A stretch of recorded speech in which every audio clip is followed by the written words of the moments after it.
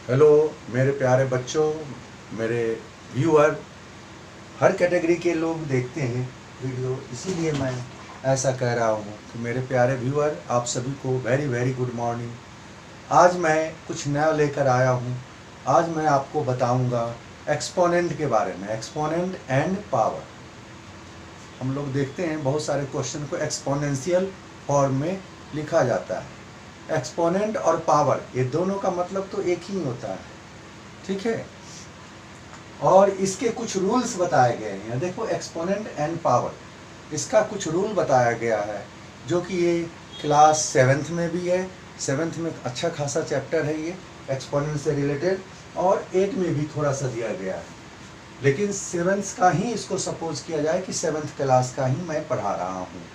तो यहाँ पर मैं वीडियो स्टार्ट करने से पहले आपको बता दूँ कि एक्सपोनेंट और पावर में क्या अंतर है। मैं एक एग्जांपल लेता हूँ। अलजेब्रा का रूल होता है कि ए से जेड तक कोई भी नंबर आप अल्फ़ाबेट सपोज कर सकते हो, अल्फ़ाबेट। तो यहाँ पर सपोज करो मैंने ऐसे लिख दिया ए की पावर 2, मतलब क्या होगा ये ए इंटू ए, 2 बार ये हो जाएगा, पावर है ये एक्सपोनेंट, तो ये हो जाएगा a into a equal to a square. कहने मतलब ए को ए से मल्टीप्लाई करेंगे तो पावर यहाँ पर 1 1 है, दोनों मिलकर के 2 बना देगा, ठीक है। ये तो हो गया, इस तरह से पावर में लिखा जाता है।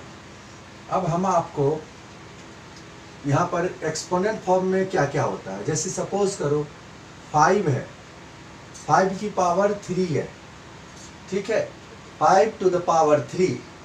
तो यहाँ पर हम इसको कहेंगे बेस। ये क्या हो जाएगा, बेस। क्यों बेस है, क्योंकि इसी पर आधारित है, मेन नंबर यही है। इसको हटा दोगे तो इस 3 का तो 3 3 रहेगा सिर्फ। लेकिन जब ये बेस है, बेस पर पावर होता है, इसको कहते हैं पावर या एक्सपोनेंट, ठीक है। ये बेस हो गया, ये पावर हो गया, ठीक है।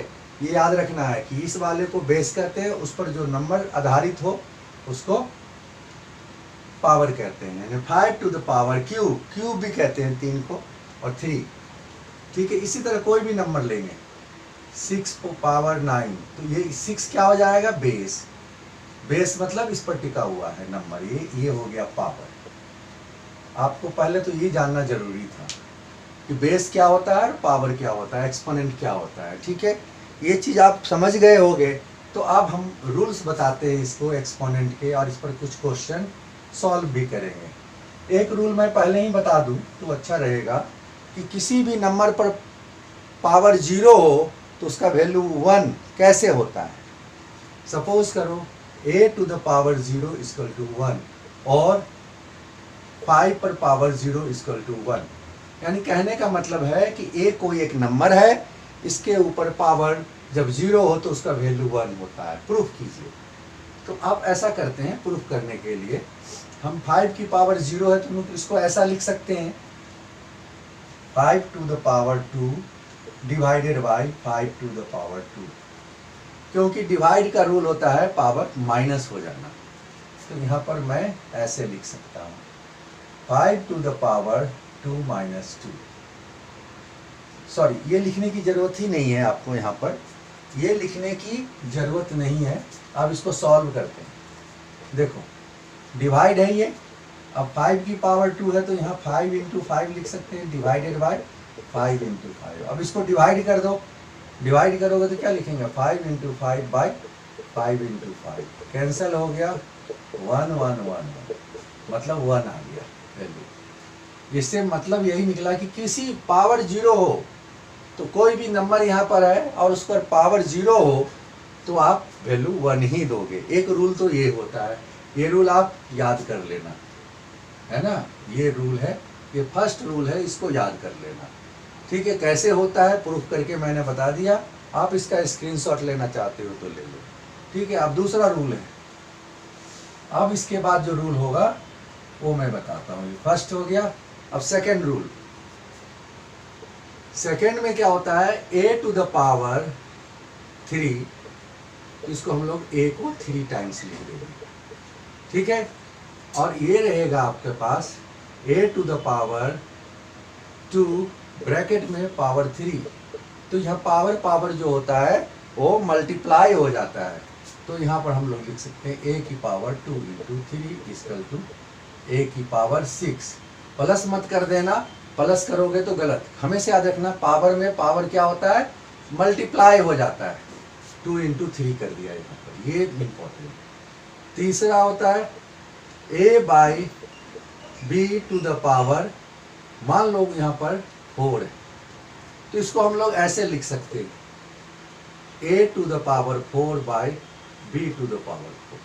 ठीक है, अब आ जाते हैं मेन में। तीसरा के बाद चौथा रूल है a to the power 2 multiply b नहीं करेंगे अभी वो भी बताएंगे रूल आपको। a टू द पावर 3, तो याद रखना हमेशा कि मल्टीप्लाई है, यहाँ पर सेम बेस है, सेम बेस हो और मल्टीप्लाई हो तो पावर क्या हो जाता है, प्लस। तो a to the power 2 plus 3 equal to a to the power 5। याद रखना एक रूल ये भी है, 5 डिवाइड में a to the power 3 divide by a to the power 2।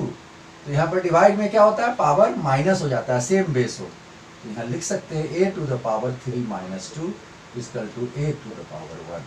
a to the power 1 का मतलब a ही हो गया, यानी कि डिवाइड में हमें पावर को माइनस करना है, ये लाइन याद रखना।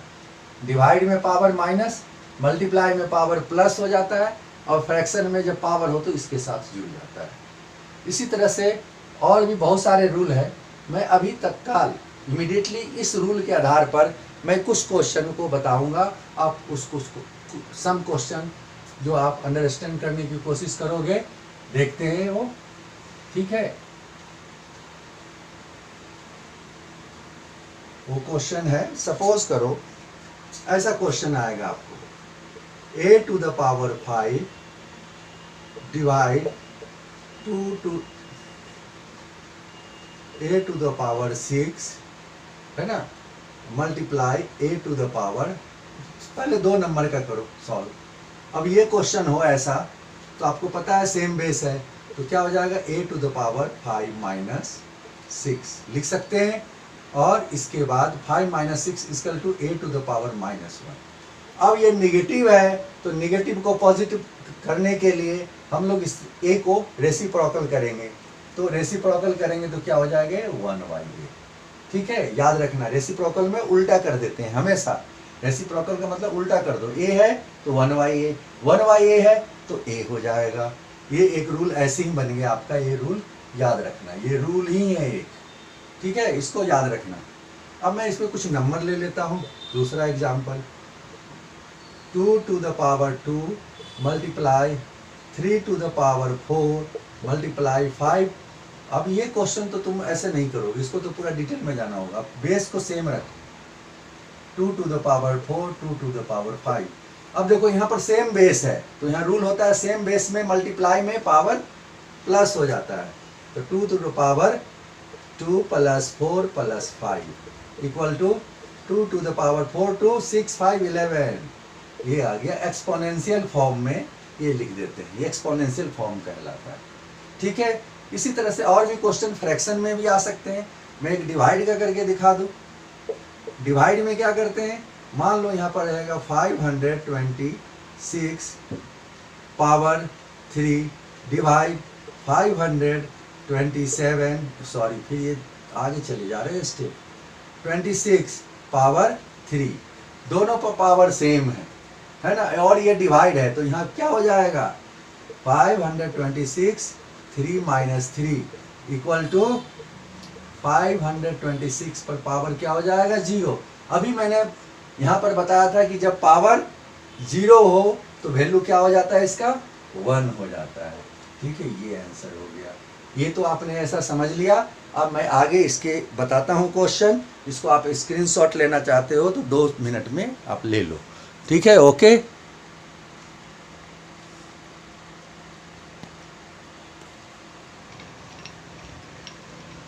हेलो दोस्तों, आप लोगों ने स्क्रीनशॉट ले लिया होगा। अब मैं यहाँ पर एक्सपोनेंट से रिलेटेड कुछ क्वेश्चन बता रहा हूँ। इन क्वेश्चन को कैसे सॉल्व करेंगे, इसमें आपको काफ़ी रूल्स पता होगा। ऐसे जितना भी वीडियो से आप पढ़ लो, लेकिन आपको सेल्फ स्टडी तो करना ही होगा। क्योंकि आप यहाँ पर सीखने के बाद उस टाइप का क्वेश्चन को घर पर 10-20 क्वेश्चन सॉल्व कर लेते हो तो रूल्स याद हो जाते हैं। सबसे ज़रूरी चीज़ है रूल्स को याद करना, याद रखना। तो अब प्रैक्टिस में रहोगे तभी याद रहेगा, यदि प्रैक्टिस में नहीं हो तो फिर रूल भूल जाओगे तो फिर दिक्कत होगी। इसलिए जब ये क्वेश्चन मैं समझा रहा हूँ, इसको समझने के बाद आप बुक लेना, बुक से इस टाइप का question exponent and power chapter से निकाल करके आप उसको सॉल्व करने की कोशिश करना, वो रूल वही फॉलो करना है, ठीक है। तो हम पहला क्वेश्चन बनाते हैं।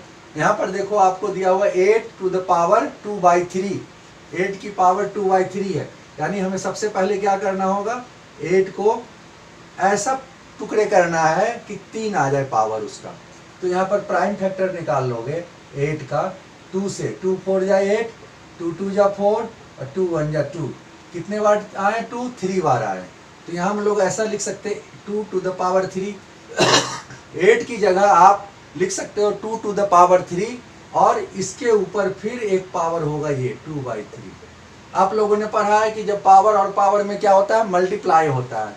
तो आप इसको मल्टीप्लाई कर दोगे, 2 3 मल्टीप्लाई 2/3 ऐसा लिख सकते हैं।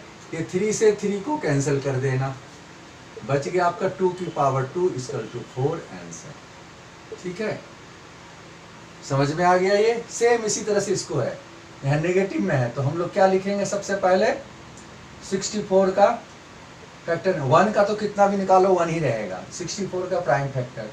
आप इसको कैसे निकालोगे, तो 2 से करेंगे। अब पता ही है 2 को 6 टाइम्स मल्टीप्लाई 2 होगा तो हो जाएगा 2 का 32, 32 16, 2 से 8। इसीलिए कहा जाता है कि प्राइम फैक्टराइजेशन जो है आपको अच्छे से आना चाहिए, प्राइम नंबर कैसे निकाला जाता है। फिर 2 का 4, 2 2 जा 4, 2 1 जा 2। अब देखो यहाँ काउंट करो, 1 2 3 4 5 6, 6 2 है, यानी 2 की पावर 6 लिख सकते हैं इसको।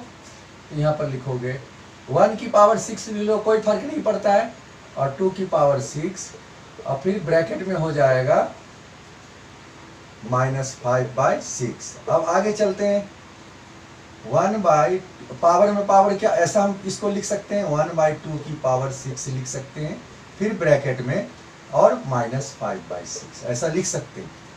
1 1 जा 1 1 जा 1 तो 1 ही लिख दिया, यानी दोनों 6 6 उठ करके पावर में चला गया। अब इसके बाद पावर में पावर मल्टीप्लाई कर दोगे तो 1/2 है, 6 मल्टीप्लाई -5/6, ये 6 से 6 कैंसिल कर दो, है ना 1, तो ये हो गया आपका 1/2 टू द पावर -5।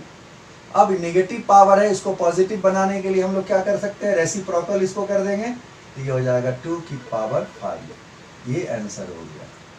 ठीक है, ये इस तरह से बनेगा। अब ये क्वेश्चन को भी सेम बनाना, जिस तरह से ये बनाया है वैसे ही बनेगा। नेगेटिव पावर यहाँ पर भी है इस क्वेश्चन में 243 का प्राइम फैक्टर निकालोगे और 32 का, ऐसा निकालना है कि 5 पावर में हो तभी बात बनेगी। अब 243 का मैं एक निकाल कर बता देता हूँ 3 से। अब डिविजिबिलिटी रूल याद होगा यहाँ पर तो इजीली बनाओगे, क्योंकि 4 3 7 2 9 3 से डिविजिबल होता है। अब ये सब छोटी छोटी चीज़ें जो 5वीं में 6ठी में 4थी में पढ़े हो वो यहाँ पर काम आएगा 7th में। वो सब चीज़ नहीं पता होगा तो ये करने में आप घबरा जाओगे और फिर ये बना नहीं पाओगे। बच्चे क्या करते हैं, 4थी 5वीं 6ठी में तो नॉर्मल रहते हैं, उसके बाद कहते हैं मैं मैथ पढ़ूंगा, मैथ सीखूंगा, असंभव। उसके लिए फिर बेसिक चीज़ पता होना चाहिए पूरी तरह से। Odd number, even number, prime number, natural number, unique number, ये जितने टाइप्स के नंबर हैं सब दिमाग में दम होना चाहिए। बच्चों को पूछो होल नंबर क्या होता है तो बताते नहीं हैं। और आजकल का सिलेबस तो ऐसा कर दिया है गवर्नमेंट ने, आप देखना मैथ की बुक 5वीं क्लास में कुछ है ही नहीं, दिया ही नहीं है। प्राइम फैक्टराइजेशन, एचसीएफ, एलसीएम गायब कर दिया, सिर्फ छोटा छोटा सिंपल फ्रैक्शन डाल दिया है, प्लस छोटा छोटा डाला है, डिवाइड छोटे छोटे 2 डिजिट का। 8 क्लास में 3 डिजिट 4 डिजिट का डिवाइड होनी चाहिए। वो सब पुराना सिलेबस, आज से 1 साल पहले का सिलेबस और इस बार में देखो कितना अंतर आया। वो 10 साल पहले जाओगे पीछे तो और देखो सिलेबस। तो आप क्या चाहते हो, 10th का सिलेबस तो तुमने थोड़ा बहुत बदला तो बर्बाद ही कर दिया 10th क्लास का सिलेबस। लेकिन जो सिलेबस है उसको तो ढंग से पढ़ाओ, जो बेसिक चीज़ है। बच्चे तो बच्चे ही होते हैं ना, उसको आप सिखाओगे तभी तो सीखेगा। अब कभी भी वो मेहनत ही नहीं किया और उसको कहोगे 7th में आकर के खूब मेहनत कर लो, असंभव है, नहीं कर पाएगा और वो फ्रस्ट्रेशन में आएगा, टेंशन में आएगा। सरकार तो टेंशन देगी ही देगी, सिलेबस बदल देगी जब मर्जी करे। और वहाँ जो बैठे बड़े बड़े लोग हैं जो बुक लिखते हैं उसके बारे में आपको पता नहीं है। वो तो सारे सैलरी पाते हैं, 4 लाख 2 लाख 3 लाख की सैलरी है, उनको जो गवर्नमेंट कहती है वैसा कर देते हैं। भाई मेरा क्या जाएगा, हमें तो पैसे बन गए। NCERT में जो बैठे हुए हैं उनकी बात ही मत करो, वो सब देखो सब वैसे ही करते हैं, वहाँ जा कर के सब बदल जाते हैं। आज सबसे बड़ी चीज़ है कि उनकी जिम्मेवारी बनती है कि बुक को ऐसा बनाओ कि बच्चों को ज्ञान हो। बुक ऐसा नहीं बना दो कि टाइम पास हो। टीचर को लाख रुपए सैलरी मिल रहे हैं, ठीक है, अच्छी बात, चलो इन बातों को नहीं करना है हमें आ जाते हैं टू द पॉइंट। अब इसका 3 से हो जाएगा, 3 8 जा 24, यहाँ 3 1 जा 3, फिर 3 से हो जाएगा 27, फिर 3 से 9, फिर 3 से 3 3 जा 9, 3 1 जा 3। अब देखो यहाँ काउंट करो 1 2 3 4 5, कितना 3 आया 5, तो इसको 3 की पावर 5 हो जाएगा। तो 243 की जगह हम लोग लिख सकते हैं 3 की पावर 5 बाई 32 का भी निकालेंगे तो इसमें 2 की पावर 5 होगा। ये आप निकाल कर खुद देख लेना, 32 का निकालना आप, मैं डायरेक्ट लिख देता हूँ 2 की पावर 5 होगा ही होगा। ठीक है, अभी निकाले थे ना 2 का पावर, यहाँ से 1 हटा दो तो 32 पर आ जाएंगे। यहाँ से काउंट करो ना 32 से 1 2 3 4 5। ठीक है, इसके पावर क्या है -4/5। अभी जो बताया उसके आगे तो तुम बना लेना, इसके आगे वो तुम्हें बनाना है, काम है, बाकी सब ठीक है, इजी है, ऐसे ही बनेगा जैसे ये बना है ना वैसे ही ये बनेगा। बस माइनस है तो यहाँ पर रेसिप्रोकल हो जाएगा। ये चीज़ आपको करना है। और एक्सपोनेंट का मैंने जो थोड़ा बहुत पढ़ाया है उसको आपको समझ में आ गया होगा तो आप मेरे चैनल को ज़रूर सब्सक्राइब करेंगे, शेयर करेंगे और लाइक करेंगे। मैं आशा करता हूँ आगे नया कुछ और लाऊंगा। आप ये सोचते हो कि यहाँ से पढ़ करके आप बहुत अच्छा मैथमेटिशियन बन जाओगे, ये तो नहीं हो सकता है। इसके लिए आपको सेल्फ स्टडी बहुत ज़रूरी है। अब बच्चों, जब तक आप सेल्फ स्टडी नहीं करोगे, कोई नहीं, कोई गुरु होता ही नहीं है। कहते हैं ना कि मैं टीचर हूँ, मैं सिखाता हूँ, टीचर नहीं सिखाते, बच्चे खुद सीखते हैं, बच्चे मेहनत करते हैं और टीचर का नाम होता है तो टीचर ने सिखा दिया। टीचर, जब बच्चा मेहनत ही नहीं करे तो टीचर सिखा देगा नहीं। तो इसीलिए बच्चों आप हमेशा अपने आप पर भरोसा रखो कि तुम्हें सीखना है, ये सोच करके चलोगे तो तुम्हें आ जाएगा। और मेहनत करोगे, सेल्फ स्टडी घर में करोगे, कम से कम 4 आवर्स डेली पढ़ना है घर पर सेल्फ स्टडी, और वर्किंग डे में कम से कम 3 आवर्स, छुट्टी वाले दिन में आप 4 आवर पढ़ोगे। ठीक है, ओके। तो मिलते हैं नेक्स्ट वीडियो में, एक्सपोनेंट से रिलेटेड कुछ क्वेश्चन लेकर आऊँगा, आप लोग ज़रूर देखेंगे और समझेंगे। Okay, thank you.